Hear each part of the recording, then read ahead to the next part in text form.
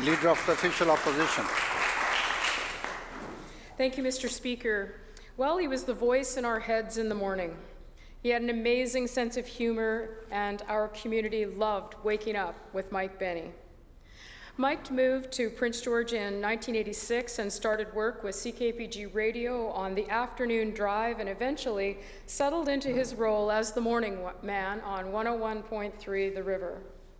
It's not an exaggeration to say that Mike was a legend. He was a mentor for young broadcasters, his colleagues loved working with him, and he genuinely cared about people.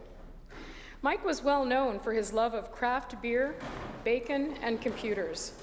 He did a joke of the day for years and ended up having them published in a book called The World's Punniest Joke Book.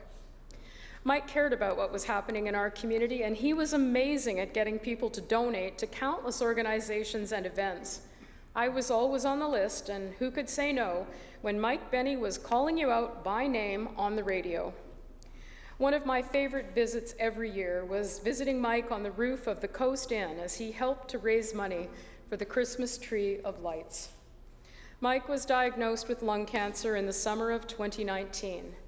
We were so deeply saddened to learn that on February the 11th, 2021, Mike lost his courageous battle and left us all far too soon. Mike loved his family so much.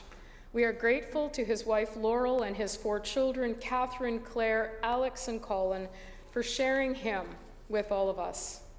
March the 13th, which would have marked his 35th year in our city, was declared Mike Benny Day in the city of Prince George.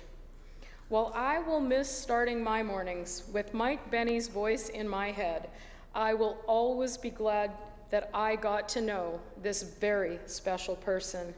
Mike, we miss you, but you will never be forgotten.